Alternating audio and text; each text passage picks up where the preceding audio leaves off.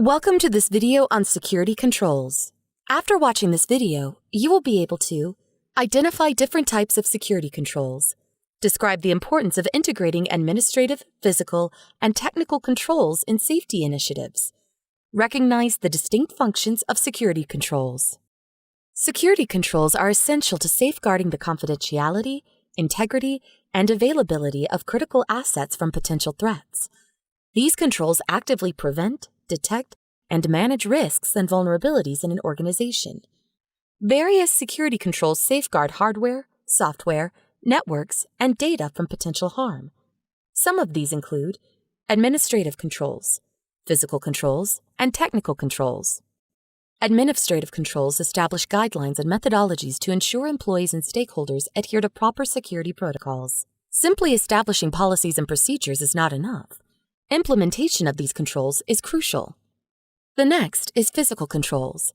These are measures for securing and protecting the tangible assets of an organization, such as the company's hardware, infrastructure, and environment. Physical controls include a range of strategies that prevent unauthorized access, damage, or interference with company facilities and resources. This type of control serves as the first line of defense in protecting an organization's physical resources from potential breaches or environmental hazards. Lastly, technical controls are security measures that protect information confidentiality, integrity, and availability. Organizations implement these controls using hardware, software, or firmware, automating defensive operations.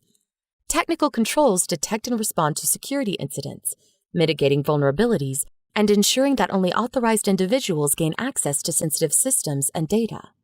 Safety initiatives need to integrate a blend of administrative, physical, and technical controls to safeguard against threats effectively. The selection of controls depends on an organization's assessment of risk and its chosen method of mitigating each identified risk. For example, say you want to ensure the data stored in your data center is secure. Let's explore how we can integrate controls across all three categories. Using administrative controls, we can implement a strict access policy where only authorized personnel can use the servers. This can be complemented by regular training programs to educate the staff about best practices in maintaining server security. We can also implement physical controls. Protective mechanisms like biometric security or alarm systems would ensure that access to the server room is restricted. Lastly, for technical controls, we could deploy firewalls and intrusion detection systems to serve as a first line of defense against external attacks.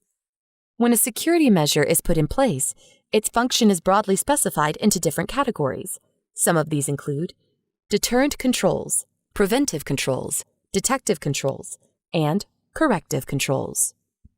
Deterrent controls discourage deviations from established security procedures and decrease the likelihood of intentional attacks. They facilitate informed decision-making and discourage the use of insecure methods. Within an organization, implementing preventive controls aims to stop security incidents before they happen. By integrating such measures, organizations actively obstruct unauthorized actions, ensuring preemptive strategies address potential threats. Next, detective controls play a critical role in identifying and signaling the presence of any improper or unauthorized actions taking place within an organization. These controls are essential for timely discovery and response to breaches in security, employing an array of instruments, methodologies, and established practices. Finally, corrective controls are measures implemented to repair the consequences of a security violation. They incorporate strategies designed to not only alleviate the impacts of an incident, but also to prevent its recurrence. Let's return to the scenario where we want to secure a server room containing critical information and systems. Assume that we want to implement physical controls using various detective, corrective, deterrent, and preventive functions. Detective physical controls in the server room could include CCTV surveillance systems, which monitor the area for unauthorized access or suspicious activity. Corrective physical controls could involve establishing lockdown protocols in case of a security violation. Deterrent physical controls might include clear signage, indicating surveillance and restricted access.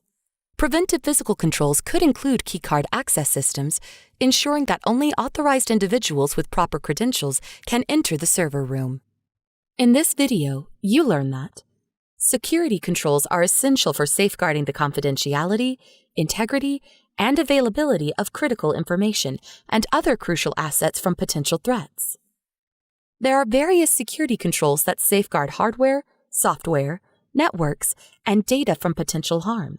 These include administrative controls, physical controls, and technical controls. When a security measure is implemented, its function is broadly specified into different categories. Some of these include deterrent controls, preventive controls, detective controls, and corrective controls.